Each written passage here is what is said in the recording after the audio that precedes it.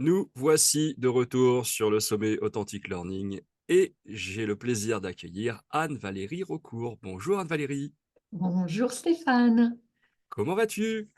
merveilleusement bien, je suis ravie de contribuer à ton magnifique sommet Stéphane. Bien, merci, je suis très heureux de t'avoir. Et on va pas se cacher, on apprend à se connaître puisque ça fait pas très très longtemps qu'on se connaît et c'est super parce que bah voilà, on va en profiter pour discuter, échanger. Et puis, bah, j'espère donner quelques messages aux gens qui nous regardent et des messages inspirants, j'en doute pas. Commençons par le plus simple. Anne-Valérie, peux-tu nous dire qui tu es? Crois-tu que c'est le plus simple? C'est peut-être le plus simple, mais pas le plus facile. Pour les personnes multi, comme nous et beaucoup des personnes qui vont écouter le sommet. Euh, alors, je suis aujourd'hui dans ma phase professionnelle coach, conférencière, auteur, et ce qui m'anime vraiment, c'est d'accompagner les femmes entrepreneurs, à développer et amplifier la croissance de leur business hors des normes. Et je pense qu'on va en reparler de ces Oui, trois mots hors des normes parce que ça dit beaucoup. Je ferme là, ce qui n'est pas une parenthèse, mais ça va être, je pense, notre fil rouge, notre fil d'or ensemble. complètement, complètement. Alors, commençons par le début, parce que j'ai quand même eu quelques infos sur toi. Tu as été, il n'y a pas si longtemps, diagnostiqué très haut potentiel et avec un syndrome autistique, si je ne me trompe C'est pas. ça. Alors, on en parlera peut-être un petit peu tout à l'heure, mais justement, on va revenir un petit peu plus jeune. Est-ce que tu t'es aperçu déjà assez tôt que tu avais quelque chose d'un petit peu différent de la moyenne? Ah, Oui. Très, très tôt, aussi loin que remontent mes souvenirs quand je vais rendre visite à la petite Anne Valérie, qui se sentait extrêmement sauvage et qui, pour s'adapter dans ce monde perçu comme hostile, a pris le parti d'être très sage. Donc une enfant sauvage et sage. Euh, je me sentais, j'avais en fait l'histoire que je me racontais, et je me la suis racontée longtemps, c'est qu'en fait, je venais d'une autre planète et que par erreur, j'aurais dû naître dans une famille sur cette autre planète et que par erreur, j'étais arrivée là. Et que c'était une grosse erreur, mais que bah, c'était mon devoir de m'adapter à cette erreur-là. C'était vraiment toute une narration que je me faisais. Et avec vraiment, pour parler de manière très concrète, des vraies difficultés d'adaptation, par exemple, qui se transposaient en quelque chose qui est encore là pour moi. Par exemple, la grande difficulté à me faire des amis. On parle de se faire des amis comme si c'était quelque chose qu'on pouvait se voilà. faire.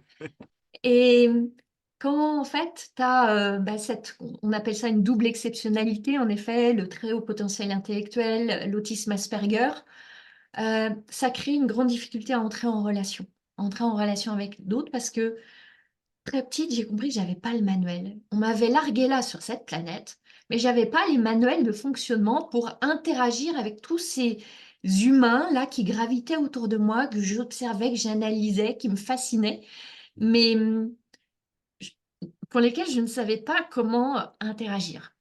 Et donc, c'est très, très, très longtemps après, après tellement d'exploration, d'errance, de divagation, que j'ai compris que j'avais que vraiment. C'est pas forcément que ça clochait chez moi, mais je m'étais mise sous une cloche pour me protéger de tout ça.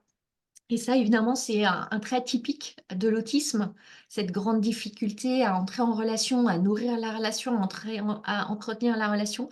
Juste parce qu'on ne sait pas faire, on est très démunis. Et il y a plein de choses qui se passent aussi dans ce monde intérieur extrêmement intense. Et j'avais, pour revenir à petite, j'avais ce sentiment d'avoir une intensité intérieure immense qui se percutait en fait avec l'intensité du monde. Et ça créait en fait des formes de tsunami. Donc la solution, c'est de se créer cette fameuse bulle pour déjà arriver à gérer l'intensité intérieure sans avoir en plus à absorber l'intensité du monde extérieur. Donc voilà, j'ai navigué tant, tant bien que mal, mais finalement plutôt bien, puisqu'on est en train de se parler là et c'est un moment agréable, je crois. Donc C'est sûr. finalement plutôt bien que mal, avec des KO, KO et CHAOS aussi tout au long du parcours. Voilà, un parcours où j'ai vraiment œuvré pour être sage, pas faire de vagues, pour pas pour me fondre. Je me sentais vraiment le mouton noir, mais je me faisais toute petite au milieu des moutons blancs pour me fondre dans la masse et passer inaperçue et y aller. Et, euh, et voilà, donc j'ai eu la chance d'avoir ce côté très haut potentiel intellectuel qui m'a donné des facilités immenses pour l'apprentissage, justement. Euh, et avec le trouble du spectre autistique, ça donne la capacité à être très focus, très concentré. Il y a plein d'atouts, en fait. Et Mm. je veux un message subliminal que je passe là, c'est pour toutes les personnes qui se sentent différentes, diagnostiquées, pas diagnostiquées, qui ont des étiquettes, qui se sentent étranges, bizarres, farfelues, fantaisies, je ne sais, décalées, déphasées, déboussolées. Euh, ouais, c'est un fardeau et c'est un cadeau. Et on peut choisir de voir plus le cadeau que le fardeau. Et ça a été vraiment mon chemin, un long chemin où je ne savais pas, je n'avais pas le diagnostic, l'étiquette. J'ai Mm. eu l'année dernière seulement, ça fait quelques mois. Et ouais, tout ce mouvement d'aller déballer les ficelles qu'on peut voir comme des ficelles, tu sais, des ficelles de crin, là, toutes moches, et qui sont des ficelles dorées, en fait. C'est génial. Tu parlais des facilités que tu avais dans l'apprentissage, comment ça se manifestait et ça t'a permis de faire quoi? Parce que tu as fait des études, parfois même des doubles diplômes, si je ne me trompe pas. Raconte-nous. Euh, alors, j'avais vraiment des facilités. Je pense j'ai envie de parler qu'on aille sur deux chemins. Allez. Des facilités cérébrales, on va dire, Mhm. et puis il y a l'aspect motivationnel aussi. Et j'ai envie d'explorer ces deux aspects-là. D'un point de vue cérébral, grâce, je crois, hein, au très haut potentiel intellectuel, j'ai la capacité d'apprendre très vite, de mémoriser avec une capacité à voir l'essentiel, à connecter les idées, à aller chercher dans les tiroirs de la mémoire les choses utiles, pas utiles, à trier très vite. Donc, j'ai une chance inouïe, en fait, d'avoir ces capacités-là. Quand je suis motivée, une énorme faculté de focus, d'attention, quand je suis motivée. Ce qui me mène au deuxième aspect, c'est la motivation. Et j'ai eu des motivations très liées à mes valeurs. Ça, je l'ai compris bien après, mais dès Mhm. petite, j'avais une grande valeur liberté, une immense valeur liberté. Et j'ai associé inconsciemment apprentissage et liberté. Plus je vais apprendre, plus je vais rapidement être libre. Et quand j'entendais libre à l'époque, c'était libre de faire ce que je veux, d'être où je veux, de prendre les décisions que je veux. Très vite, j'ai eu ça. Ce qui est le paradoxe que je m'étais mise sous cloche, je faisais le petit mouton noir au milieu du troupeau de moutons blancs et j'aspirais à exploser tout ça. Donc pour moi, l'apprentissage, c'était un chemin vers acquérir ma liberté. Donc j'étais ultra motivée pour réussir brillamment mes études, aller très vite et sortir de tout ça au plus vite. Donc, par exemple, en CM1, je voulais sauter une classe. J'en avais les capacités. Mes parents m'ont fait faire des tests, etc., qui ont, à l'époque, détecté que j'étais, comme on disait, surdouée. Et on a étouffé ça, en fait. Mhm. Parce qu'il fallait pas, au cas où j'aurais commencé à me péter les bretelles, tu vois, je me serais peut-être pas prise pour la moitié de la queue d'une fraise ou d'une poire, ou ça aurait pu me monter à la tête. On n'en a pas fait grand cas. Et puis mes parents me disaient que voilà, j'avais pas la maturité, j'avais déjà un an d'avance. Donc on a étouffé le truc, on m'a laissé en CM1. Et je me suis dit, ok, bon, je vais pas pouvoir accélérer le mouvement comme ça. Donc je vais faire en sorte d'être toujours première de la classe et d'aller au plus vite. Donc j'ai eu mon bac, j'avais tout juste 17 ans. J'ai fait une année de prépa HEC. Et mon but, j'étais à Nantes. Mon but, c'était avoir une bonne école et quitter Nantes. C'était la liberté. Donc, j'ai, j'ai- j'étais dans une petite prépa. On ne présentait pas HEC parce qu'il n'y avait aucun espoir de l'avoir. Donc, j'ai présenté une seule parisienne qui était l'ESCP dans les écoles de commerce que j'ai eu haut la main. Mais c'était extrêmement déceptif pour mes parents. Mes parents rêvaient que je fasse médecine ou droit. C'était les deux seules voies qui avaient grâce à leurs yeux. Et j'étais extrêmement, je me sentais très coupable de décevoir mes parents. Donc, en même temps que le SCP, j'ai entamé un parcours de droit en parallèle, ce qui reflète le fait que, un, je voulais faire plaisir à mes parents, que deux, j'adore fondamentalement apprendre. Je pense que on est là, on est arrivé sur Terre pour apprendre. Et si c'est pas pour apprendre les maths, la physique, la chimie, l'histoire, etc., et je le conçois tout à fait, pour apprendre à vivre. Et en Mmh. soi, mais quel apprentissage! Chaque jour d'apprendre à vivre. Et j'adore l'entrepreneuriat et on a choisi, toi et moi, cette voie, Stéphane, parce que pour moi, c'est un apprentissage de la vie en mode intense, intensif, accéléré, qu'on se donne à vivre. On parlait juste avant, off, du sommet. Je viens d'organiser un sommet aussi. Et quel apprentissage accéléré et intensif de ce que c'est que la vie. Parce que la vie, c'est quoi? C'est apprendre à gérer nos émotions, en fait. Pourquoi on veut créer des choses, conquérir des choses, avoir des choses, vivre des choses, faire des choses, pour ressentir des choses. Pourquoi on veut échapper à certaines situations, à certaines épreuves, à certaines personnes? Parce qu'on ne veut pas vivre les sentiments qu'elles nous donnent à vivre. Tout se ramène à ça. Et en choisissant l'entrepreneuriat, on se donne cette expérience d'apprendre à vivre ses émotions, à traverser ses émotions, à les transcender, à être mieux avec. Et c'est pour ça que j'adore accompagner, des femmes entrepreneurs sur ce chemin d'apprentissage. C'est génial, c'est génial et on parlait d'entrepreneuriat justement parce que tu as eu plusieurs expériences d'entrepreneuriat. Hem, Comment est-ce qu'on vit cette envie de se mettre des challenges? Parce que c'est ça, hein, le comment est-ce qu'on vit cette envie de se mettre des challenges, tout en sachant qu'on est un petit peu, comme tu le disais, hors des normes? Comment tu le vois toi ça, cette capacité à se dire: «J'ai envie d'avancer, j'ai envie de proposer des choses, j'ai envie d'être moi-même aussi et d'être authentique», tout en sachant que, bah, je rentre pas forcément dans les cases, quoi? Ouais. Magnifique question qui éclaire, un des nombreux paradoxes qu'on vit en étant, atypique, multi, hors des normes, et cetera. Je crois qu'on est des personnes, alors tout être humain est plein de paradoxes, mais je crois que nous les vivons en mode démultiplié, ces paradoxes. Et et c'est un des grands paradoxes, et je vais juste, illustrer par, mon propre chemin, où en effet, il y a le besoin de sécurité et le besoin de liberté. Il y a le besoin d'avoir plein de repères et le besoin qu'on est entrepreneur de se donner des défis, des challenges, en fait, de créer nos propres problèmes. J'aime bien voir qu'en tant qu'entrepreneur, on fait quoi fondamentalement? On passe nos journées à résoudre des problèmes. Des problèmes pour les autres, au service desquels on est, et des problèmes pour nous, qu'on se crée dans notre quotidien. Et quand on monte un sommet, Stéphane, tu le sais, voilà, on embrasse un challenge, on embrasse les problèmes qu'on se crée. Et en fait, j'ai adopté cette croyance que mieux vaut me créer mes challenges et les problèmes qui vont avec, qu'attendre que la vie m'en amène parce qu'il y aura un espace pour qu'elle Mmh. m'en amène.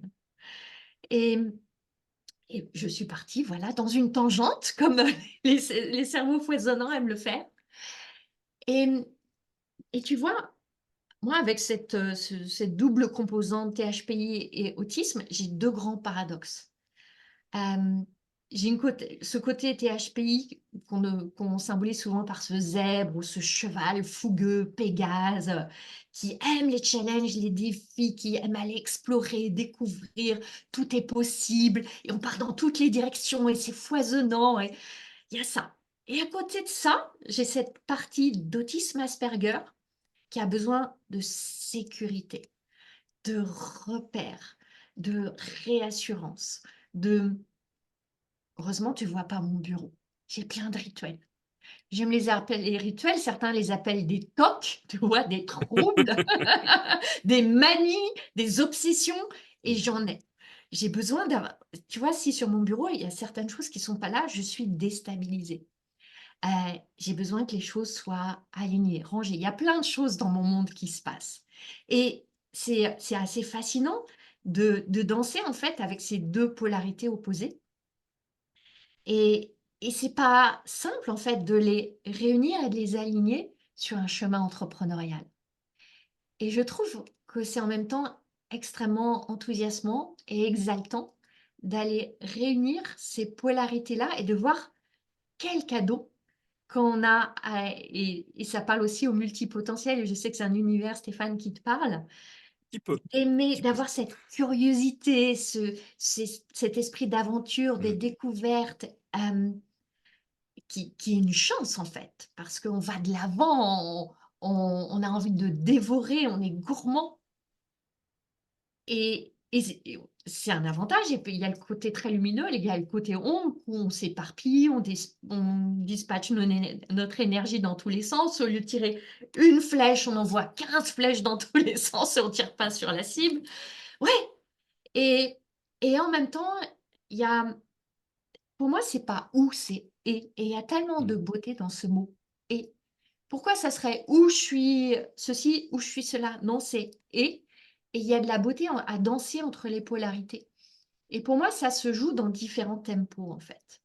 C'est de voir que nous sommes des êtres de la nature, des êtres cycliques et j'ai des moments, ce qui est c'est le cas en ce moment, de grande extraversion, d'exhibition, de mise en lumière où, je suis vraiment, je vais dans le monde, je vais explorer le monde, je fais plein de rencontres et je sais qu'après donc tu vois, c'est pour ça que c'est pas forcément en même temps, mais c'est des tempos. Je sais qu'après, là, je me pousse vraiment hors de ma zone de confort et de douillet. Je vais avoir besoin de revenir à mon centre et pour moi, ça prend vraiment la forme de revenir dans ma caverne, dans ma tanière, dans ma grotte où je vais avoir besoin de quelques jours où je vais voir personne. Je vais parler à personne. Je vais être vraiment, dans mon espace à revenir à ce qui est essentiel, qui est la créativité pour moi donc ça veut dire créer, ça veut dire des choses toutes simples, écrire, Mmh. cuisiner, envisager une nouvelle, promenade, hem, dessiner, jouer avec des bouts de papier, je ne sais, mais ne voir personne parce que Mmh. voilà, quand on a ce trouble du spectre autistique, cette surexposition, je sais que je l'ai fait, tu l'évoquais Stéphane, j'ai créé 4 entreprises en fait. Je suis entrepreneur depuis 2010. J'ai créé ma première entreprise en 2010, après avoir travaillé 16 ans dans la finance et puis, bah, voilà, comme des personnes voilà, je suis partie faire une année d'études à l'école Boulle en architecture intérieure après avoir été, brasser des millions. Décoration intérieure et j'ai ouvert un organisme de formation, apprentissage en décoration intérieure et j'ai été super exposée. J'avais une équipe de 15 personnes, c'était la grande époque de la déco, Valérie Damido, tout ça. Donc télé, sous les sunlights, des grands événements. J'avais des magnifiques locaux à Paris dans le 11e, un loft, tout ça et je me suis brûlée, mais cramée parce que j'ai absolument pas honoré qui je suis, cette partie de moi qui a besoin de sa tanière de temps en temps. Et donc je me suis littéralement brûlée, dans le sens où j'ai fini à l'hôpital en j'avais pas mis le mot de burn-out, mais Mmh. c'était ça et voilà, ça a été tout un chemin après de, voilà, réparation, compréhension, réémergence. Je me suis engouffrée dans le chemin de la méditation. Je suis devenue enseignante de méditation, deuxième voie, retraite, tout ça. Je suis allée enseigner la méditation en entreprise, enseigner toujours, partager, transmettre. Voilà, moi, ce qui m'anime, c'est d'apprendre, alchimiser et transmettre. Alors justement, quel est le déclic pour toi? Alors, est-ce peut-être ce burn-out, hein, d'ailleurs, mais quel est le déclic pour toi de te dire: «Je vais apprendre à me connaître et je vais apprendre» parce que ce que tu nous dis, c'est que c'est quand même maintenant, en tout cas, tu te connais mieux, tu sais quels sont tes moments, on va dire, de lumière et tes moments d'ombre. Heu, Comment justement, quel est le déclic qui t'a poussé à te dire: «Je vais apprendre à me connaître mieux et pour mieux le vivre derrière»? Je me permets une aparté, on a Jean-Michel Vincent qui intervient aussi sur cette semaine, qui disait que pour certaines personnes, c'est presque vital d'apprendre à se connaître pour pouvoir évoluer. Je sais pas ce que tu en penses toi? Hem En fait, tu vois, quand j'entends ta question, pour moi, il y a 2 niveaux. il y a Mmh. un besoin vital, et ce mot est très juste, Stéphane, un besoin vital que j'ai depuis toute petite, que pour réussir à vivre dans ce monde que je ne comprenais pas, j'avais à apprendre. J'avais à apprendre c'est quoi vivre, en fait. Et, et ça s'est matérialisé très jeune par beaucoup de lectures. J'étais toute jeune ado, je lisais Jung, Freud, je me suis plongée dans la psycho. C'est pas un hasard, je voulais comprendre c'est quoi ces humains qui, là, où je les voyais comme sur une scène de théâtre. Je voudrais être juste spectatrice, seulement que j'ai à être actrice dans le jeu. Donc, tu vois, et tu vois, c'est vraiment un besoin vital pour sauver ma vie. Donc, j'ai eu ça toujours en filigrane. Donc, très vite, je me suis plongée dans le développement personnel, les livres, des stages, des formations, etc. Et en même temps, c'est très juste, il y a des moments de déclic. Il y a des moments, en fait, où, et je crois que ces moments de déclic, pour moi, c'est les moments où la vie t'offre une grande résistance. Quand la vie nous offre une grande résistance, c'est une opportunité de ces fameux déclics. Et, et c'est ces moments où, derrière le déclic, je veux poser un autre mot. Parce que déclic, ça peut être quelque chose de passif, de se dire, je vais attendre Mmh. là que le déclic me tombe dessus. Que les anges viennent avec leur trompette, signe Stéphane, c'est le moment du déclic. Non, c'est pas que tu sais que les planètes s'alignent, ça y est, tout va s'illuminer. Bah non, en fait, c'est pas tout à fait comme ça. C'est pour ça que avec le mot déclic, je vais ajouter un autre mot, qui est le mot de décision. On a des opportunités de déclic, de compréhension, mais notre mission, notre responsabilité, c'est un mot qui m'est très cher, c'est de prendre des décisions. Et donc ces moments de déclic, par exemple, ça a été pour moi après 16 années dans la banque, j'étais chez BNP Paribas à l'époque, de sentir beaucoup de résistance en moi. De, je trouvais plus de sens, j'aimais plus les réunions, je me levais en traînant des pieds de plomb, tout m'irritait, tout me chiffonnait, plein de résistance. Et puis, la vie est bien faite, à ce moment-là, il y a plein de petits trucs qui commencent à pétouiller de tous côtés. Là, bah, on a deux options en fait. On se trouve à un Y ou un V de la vie. Je continue, je fais le dos rond. C'est inconfortable, mais c'est supportable. Mmh. Et c'est choisir une forme d'inconfort en fait. Ouais, j'aime pas, ça coince, ça grince, les gens m'agacent, j'aime plus trop ce que je fais. Mais il y a quand même des avantages. J'ai un statut, j'ai un salaire, j'ai une sécurité. Donc on peut continuer sur ce chemin-là. Et puis, il y a l'autre branche où c'est une autre forme d'inconfort, c'est l'inconnu, c'est l'insécurité, c'est le saut dans le vide, c'est perdre plein de choses sans savoir ce qu'on va gagner. Et les déclics, pour moi, ils sont à ces moments où là, dans le creux du V, tu as plein de résistance et tu as un choix à faire. Et c'est un deal entre deux formes d'inconfort. Et quand on regarde ça avec conscience, on voit qu'il y a une branche du V qui nous mène dans un inconfort durable et supportable. Mais on le sait, c'est celui où la vie passe. Et où un jour, on peut se retourner et dire, waouh, mais c'est ma vie qui est passée. Et j'ai tellement de regrets. Et ça, c'est une question que je me pose souvent. Me dire, si je mourais demain, et j'y pense pas de manière morbide, hein, c'est plutôt une question d'éveil, pleine de pétillance. Si je devais mourir demain et je me retourne, est-ce que je vais avoir des regrets? Et, et parfois, j'ai un petit doute. Je dis, ah ouais, non, tu n'y es pas encore allé. Tu n'es pas encore allé assez sur le chemin de courage, de l'audace, qui fait peur, qui terrorise, qui tétanise, mais où on peut y aller et où il y a la fierté, la joie, l'enthousiasme qui sont sur ce chemin-là. Voilà. C'est génial, c'est génial. Alors, en plus, tu viens de m'amener une transition parfaite puisque tu me parles d'oser et tu me parles de joie. Et si on parlait d'osant la joie au travail? Voilà, c'est aussi quelque chose qui t'a permis, toi, d'aller chercher peut-être un petit peu plus loin.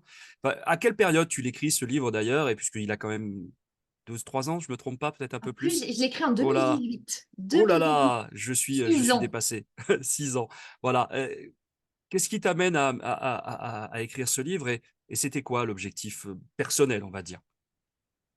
Comme tu l'as très bien perçu, avec perspicacité, Stéphane, c'était en effet, un livre, je ne veux pas dire thérapeutique, j'étais pas malade, Mm. mais un livre qui m'invitait à faire des explorations personnelles, avant tout, pour transmettre. Et c'est fascinant de voir, ce n'est qu'un présupposé pour toi, mais pour beaucoup de personnes, comme, ce qu'on transmet, c'est exactement ce qu'on a à travailler nous-mêmes.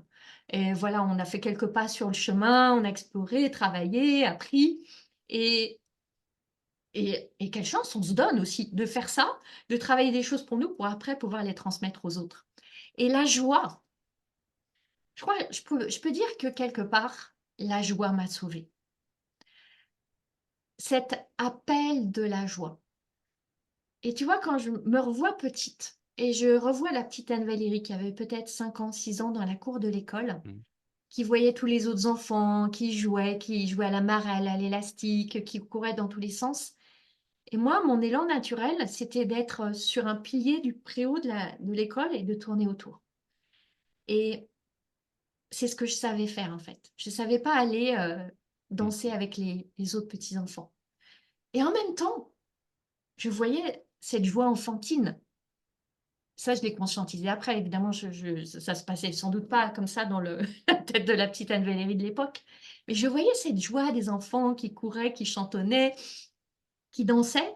Et moi, j'étais dans mon monde. Et ce thème de la joie, tu vois, toute petite, ça m'a fascinée. Comme c'est ce qui m'a motivée pour aller dans ce monde, de me dire, ah, il y a quelque chose qui a l'air tellement génial à goûter, Mm. c'est cette joie. Si je faisais l'effort d'y aller, parce que c'est un effort pour aller expérimenter la joie. Et quand j'ai commencé à m'engager dans la méditation, avant de quitter BNP Paribas, j'ai commencé à méditer vers allez, 2006-2007. Et je suis partie au Népal en 2008. J'ai fait un voyage au Népal. J'ai fait un trek au Népal jusqu'au camp de base de l'Annapurna. J'y suis allée et les voyages ont très souvent été pour moi des moments de déclic, pour reprendre ton mot. Parce que j'étais à bout de souffle dans la banque. Je me disais, je pars pas. J'étais dans ce croisement du Y là. Et très souvent, quand j'ai une grande décision à prendre, je pars en voyage seule pour changer d'espace, changer de cadre et pouvoir vraiment me reconnecter à ma sagesse et ma justesse intérieure. Donc, je suis partie à ce moment-là au Népal pour un trek. Et ce que j'ai touché à ce moment-là et que j'arrivais à toucher dans des moments de méditation, c'est la joie qui n'est pas forcément créée parce que tu es en train d'applaudir ton équipe de foot préférée ou tu es en train de célébrer un anniversaire. Basket chez moi, pas de foot. Non, non, je rigole. Basket, basket, très bien. Je t'en prie, Tiens, je t'en prie. Nicolas Rimbaud. Ah oui, entre autres, Camarade commun. on salue. Qu'est-ce que j'ai fait à parler de foot? Donc, revenons Basket, à restons nos carrés. moutons, nos ballons, et le bon ballon, celui du basket. Vas-y, je t'en prie, je t'ai coupé, je suis désolé. Je- On aime danser comme ça. Cette joie cette joie qui est pas celle effervescente, exubérante, je saute de joie parce que mon équipe de basket préférée a gagné, mais la joie pure d'être vivant, de se sentir vivant. Et à travers mon chemin de méditation, ce qui m'a motivée, c'est de tenter d'aller expérimenter cette joie de la vivance, et la chance, la gratitude d'être vivante. Parce que, comme j'expliquais tout au long de mon parcours, c'était une complexité pour moi d'être vivante. Et de se dire, je peux toucher à la joie pure, simple, d'être un être vivant, waouh! Et que ça, c'est accessible à tout moment, waouh! Et, et la joie, tu vois, c'est devenu assez vite, en fait, une motivation, une quête, euh, une boussole, un cap. Je peux lui donner plein de noms. Et j'ai tellement exploré plein de chemins de la joie que est venue l'idée d'écrire ce livre, Osons la joie au travail, qui, c'est pas un hasard, alignement, merci, a tout de suite été accueilli chez Hachette sans effort, alors que c'est pour tellement d'auteurs un tel combat d'être édité. Mmh. J'ai eu une chance incroyable, le livre a tout de suite été accepté et, hem et je l'ai intentionnellement, orienté sur la joie au travail. Parce que, il y a tellement de souffrance dans le monde du travail et ce qui est beau, c'est que quand on choisit, nous, d'être entrepreneurs, oui, on a du courage et on va pas nier notre courage parce qu'on renonce à plein de choses et en même temps, on choisit la possibilité de la joie. La joie d'apprendre, la joie de transmettre, la joie de s'exprimer, heu, la joie d'être, au cœur de notre mission et il y a rien de plus beau. La joie de se dépasser, tu en parlais tout à l'heure, de la joie de se fixer des défis, de se dépasser, de transcender toutes ces émotions-là qui sont là sur le chemin et de s'exposer à la lumière, ce qui a été sacrément difficile pour moi. Moi, Mmh. mon espace naturel, c'est ma grotte. Mon l'espace de j'aime dire que j'ai un hérisson en moi, tu vois? Un petit héri le mon petit hérisson autiste. Il est juste bien dans sa grotte, à l'ombre, voyant personne, dans la pénombre, avec ses livres à apprendre. Waouh, là, c'est, l'extase. Donc quand il s'agit d'aller dans la lumière, c'est pas du tout naturel et en même temps, il y a tellement de joie dans ces opportunités qu'on se donne de grandir, d'évoluer, d'aller chercher nos ressources, déployer notre potentiel. Waouh et on le fait pour ça, toi et moi et toutes les personnes qui nous écoutent, je crois. Ouais, c'est génial et puis la joie chez toi, c'est quelque chose, on en reparle encore parce que si on continue, ta dernière entreprise, elle s'appelle? Joyissime, non? Joyissime! C'est Choix très justement intentionnel, bien sûr. sans blague, je m'en doutais un petit peu. Qu'est-ce que qu'est-ce qui t'a amené justement, à te dire: «OK, je suis un peu hors des normes et hors, on va dire, du cadre, mais je vais aussi aider ces femmes qui veulent se lancer dans le monde entrepreneurial, qui elles aussi sont hors du cadre». Parce que tu aurais pu rester en te disant: «Bah, voilà, je vais travailler sur moi et puis je vais m'occuper de moi». C'est quoi l'idée d'aller aider les autres et c'est quoi l'objectif pour toi? Mmh, magnifique question. Je je crois que c'est, pour moi, c'est très relié à un besoin de donner du sens. J'ai un grand besoin fondamental, qui est que les choses aient un sens. Ce qui m'a causé beaucoup de difficultés parce qu'il y a tellement de choses qui n'ont pas de sens dans notre monde ou pour lesquelles il faut vraiment s'arracher les cheveux pour trouver du sens.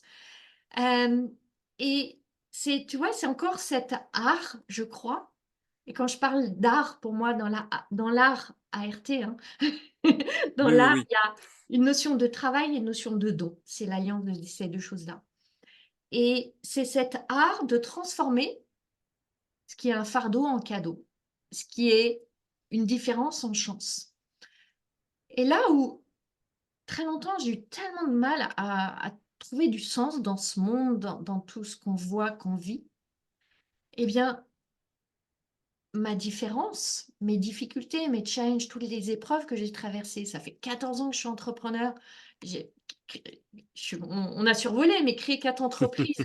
On peut imaginer que ça a été, 3 expériences très difficiles avant d'arriver à Joyissime, où je m'épanouis aujourd'hui et pour moi, c'est une nécessité que tout ce que je vis, je lui donne du sens Mmh. en le comprenant, en le transformant, en l'intégrant et en faisant un enseignement pour les autres. Je me dis: «Je ne peux pas être passée à travers tous ces chaos, ces épreuves, ces drames et ces choses extraordinaires, ces succès et cetera, pour que ça soit juste pour moi. Non, c'est pas possible, ça peut pas être juste pour moi. Si j'ai été balancée ici sur cette planète, c'est pour faire quelque chose, c'est pour créer une œuvre, c'est pour être une artiste et c'est pour donner, c'est pour transmettre, c'est pour partager. Pour moi, c'est ça répond à aux besoins de sens, tu vois? Génial, génial. Hem, parlons de cette découverte, en fait, de ton profil, là, tu nous as dit il y a environ 1 an. Hem, déjà, qu'est-ce qui t'a poussé à essayer de mettre un nom sur quelque chose qui était là depuis longtemps, et très probablement, je me doute que tu savais au fond de toi que ça existait, c'était là. Qu'est-ce qui t'a poussé à aller faire cette démarche et quel sentiment ça t'a apporté derrière ou qu'est-ce que ça t'a apporté derrière justement de savoir qu'il y avait ce spectre autistique et ce THPI?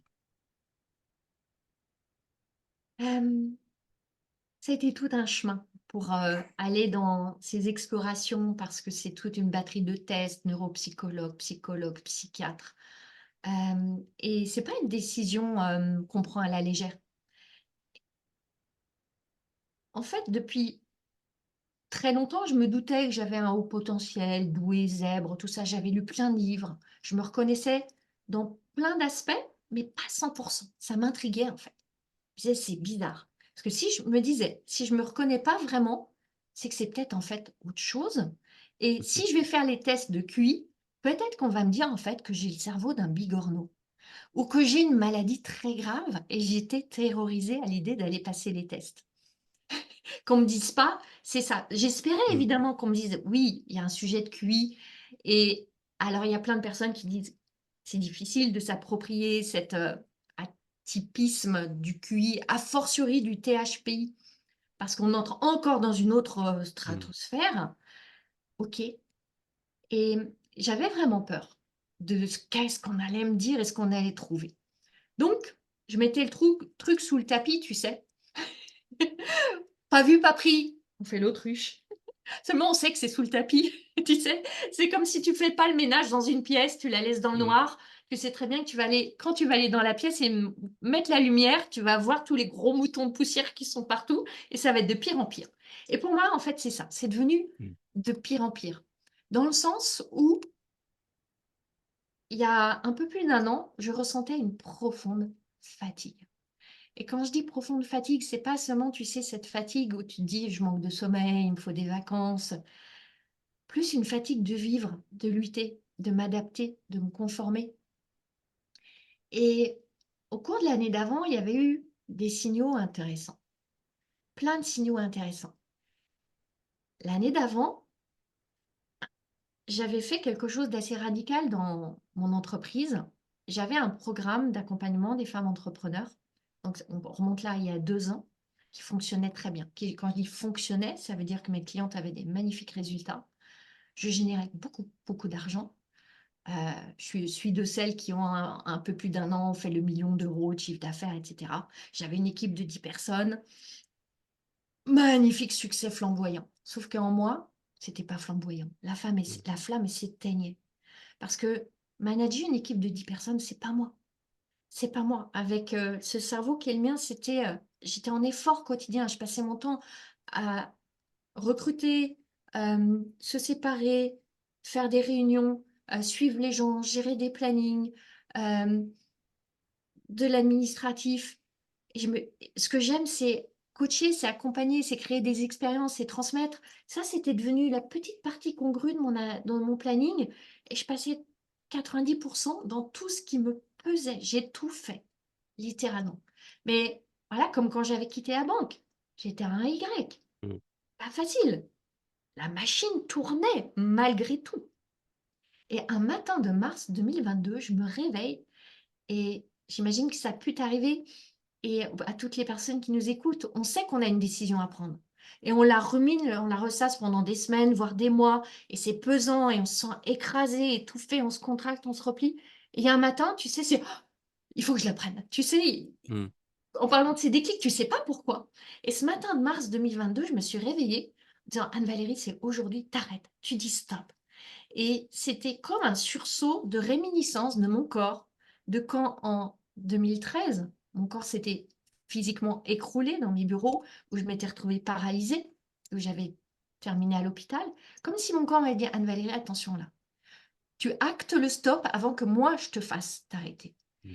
Donc très concrètement, cette journée-là, j'ai rencontré chacune des personnes de mon équipe en disant, on va arrêter ce programme. Je vais changer de modèle, je vais changer de business, je change tout. Ça a été très douloureux. Alors, ça ne s'est pas fait du jour au lendemain. J'avais des clientes, on a petit à petit arrêté ce programme. Et ça a été une phase où j'ai tout questionné. J'ai tout questionné, toutes les injonctions du business, tout ce qu'on m'avait dit que je devais faire, que je croyais que je devais faire et que je faisais. Anne-Valérie Petite Sage qui avait bien endossé son costume d'entrepreneur qui voulait créer le million et j'étais très dans une énergie masculine.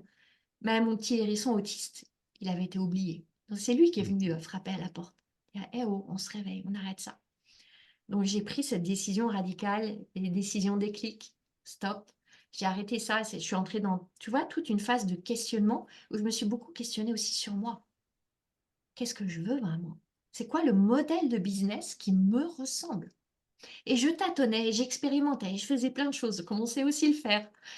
Et je sentais bien que la clé ultime, elle était en moi. Elle était pour avoir le modèle de business qui m'inspire, pour lequel je suis heureuse de me lever chaque matin, ce qui est le cas aujourd'hui. J'avais d'abord à me comprendre moi. Parce que j'avais beau avoir arrêté l'équipe, arrêté ce programme, j'y étais pas encore en fait.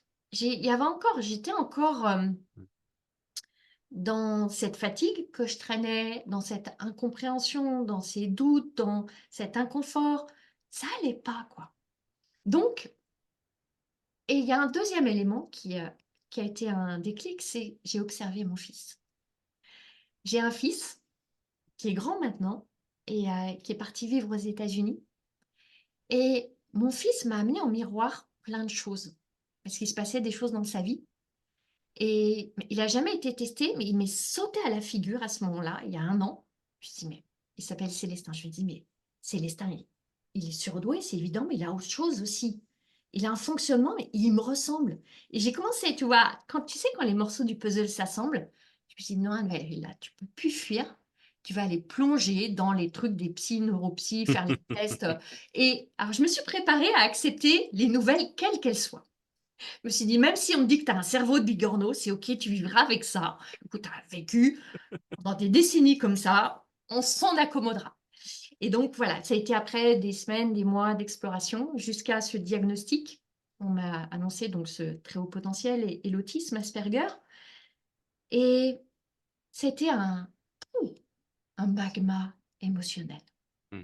avec beaucoup de soulagement. Quel soulagement il y a à savoir. Parce que savoir, ça donne tellement de clés de compréhension sur le passé. J'ai relu tout mon passé, j'ai reconnecté les choses. Tout prenait du sens. Et je parlais tout à l'heure de cet immense besoin d'avoir du sens. Tout prenait du sens. La lumière arrivait sur plein de zones d'ombre. Waouh!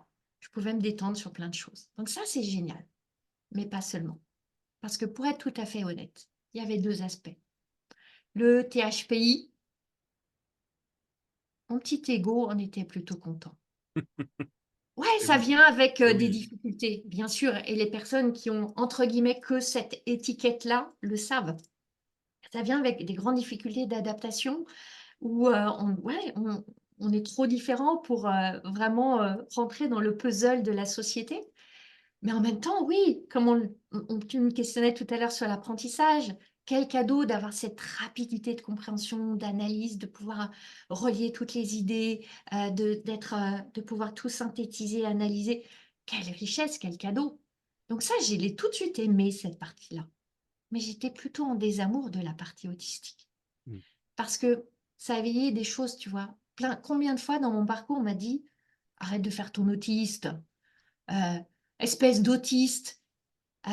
Tu sais, comme ces injures que les personnes disent sans mauvaise intention, on me l'a dit plein de fois. Ça glissait ou pas, parce que c'était quand même vexant, humiliant. Et ce qui a été très dur pour moi, c'est quand j'ai vu la psychiatre qui me restituait le résultat et le bilan. Cette psychiatre qui m'explique tout, m'explique, ben voilà, vous êtes autiste Asperger, nanana. Et à la fin, elle me dit, bon, vous voulez faire la déclaration handicap? Et ce mot de Ah! handicap, je l'ai pris de manière, ça m'a percuté. Et j'ai réalisé à quel point, depuis très longtemps, je suis extrêmement ouverte à la diversité, très touchée par le monde du handicap. Et ça m'a percuté parce que pour moi, c'était un monde qui n'était pas le mien. Et là, j'entrais dans ce monde-là. j'étais pas prête. Et elle m'a dit ça, tu vois, comme, voilà, comme elle me jetait un truc, tu vois. Waouh! Et je peux te dire, quand je suis sortie de son cabinet, c'était bah, au mois d'août dernier, il devait faire 40 degrés dans notre sud, on habite tous les deux. Je sors de ce cabinet, c'était un cabinet près d'Avignon. Il faisait une chaleur, je dégoulinais. Je m'assois sur le bord du trottoir, c'est tout ce que j'ai su faire. Et j'ai pleuré, mais pleuré, tous les larmes de mon corps qui se mélangeaient à la sueur. C'était un torrent qui allait dans le caniveau là. Je me suis dit, mais qu'est-ce qui m'arrive? Ça a été un choc. Et la vraie question, et honnêtement, c'est une question que je porte et que je berce encore, c'est qu'est-ce que je fais de ça maintenant? Mm. Comment est-ce que j'honore cela? Comment est-ce que je respecte cela? Et c'est une question qui est maintenant très vivante pour moi et qui est une question que chacune, chacun peut se poser. On a tous notre singularité. Alors, certains peuvent avoir l'impression d'être plus singuliers que d'autres. J'ai un peu l'impression d'être un peu plus singulière, mais ce n'est qu'une perception personnelle. Voilà, qu'est-ce que je fais de ça Mm. avec les besoins spécifiques qui vont avec? Comment j'honore ces besoins spécifiques? Comment je les écoute plus? Je les ai tellement piétinés, mes besoins spécifiques. Le premier travail pour moi, tu vois, c'est de regarder aussi avec compassion, avec beaucoup de compassion, ce que j'ai pu faire parce que j'ai vite fait, tu vois, de me flageller. Avec mes clientes, je joue à on je suis assez créative dans mes coachings et on joue beaucoup à cette idée de Raymond, qui est un petit démon, un petit dragon qui est sur notre épaule et qui nous souffle des choses pas très sympathiques. Et mon petit Raymond à moi, il me dit: «Mais Anne-Valérie, c'est affreux quand, toutes ces entreprises que tu as créées, tu aurais pu être plus sage, avoir plus de discernement, plus de Mm. lucidité, tu aurais dû faire mieux, tu aurais pu faire mieux. Regarde, tu as eu, des échecs cuisants et tu as perdu tellement d'argent et tu as brisé tellement de relations, blablabla». Le petit Raymond, on le connaît toutes et tous. Premier travail, c'est la compassion. J'ai fait du mieux que je pouvais, à chaque instant. Avec qui j'étais, avec ce que je savais de moi, avec les décisions que je pouvais prendre du mieux possible.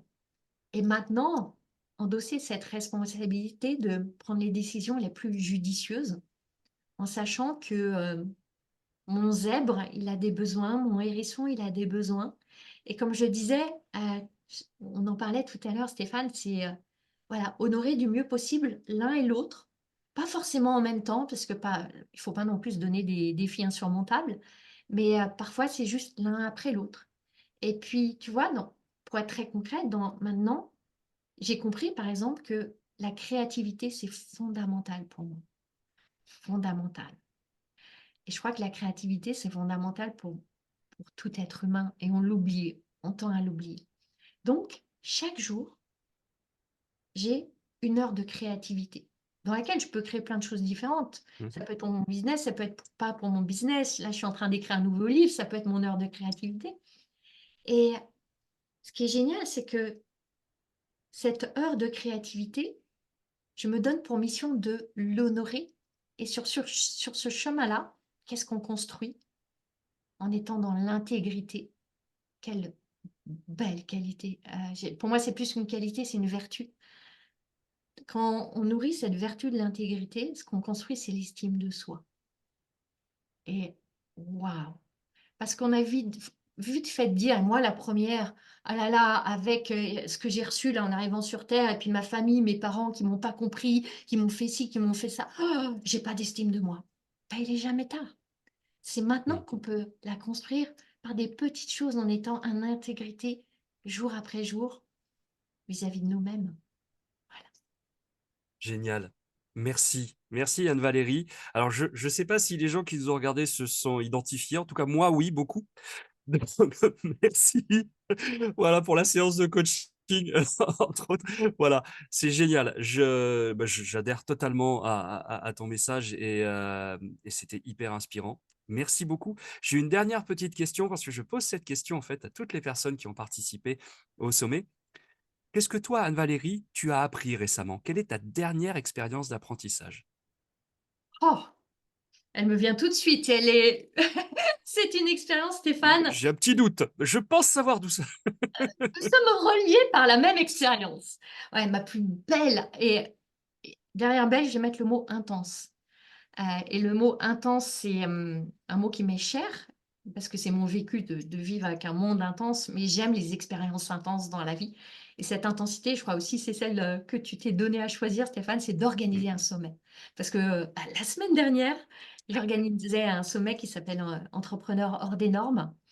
Et c'est une sacrée expérience. On est ensemble sur ce chemin, c'est nouveau, c'est un grand événement. On apprend en marchant jour après jour, aller vers des gens qu'on ne connaît pas, accueillir des oui, des non, la technique, tout ça. Et qu'est-ce qu'on se découvre en chemin. Donc pour moi, cette plus grande expérience d'apprentissage, c'est celle d'organiser un sommet, donc de tout cœur avec toi dans ce magnifique projet et événement-là. Merci. Oui, je te rejoins sur ce point aussi. Merci beaucoup, Anne-Valérie. On mettra dans les liens, bien sûr, toutes les infos sur toi. Alors, j'ai entendu qu'il y avait un livre en préparation, mais on a aussi le podcast qui vient de changer de nom, si j'ai bien compris. Oui, le podcast a changé de nom avec tout ce grand renouveau de cette année. Il s'appelle Entreprendre hors des normes. Voilà, bah, génial. Et puis, bah, n'hésitez pas à faire appel à Anne-Valérie. Je suis persuadé que son accompagnement vaut largement le coup, sans problème. Merci, Anne-Valérie. Merci infiniment, Stéphane, et bravo Merci. à toi pour tout le cœur que tu mets sur ce sommet. Merci. À bientôt.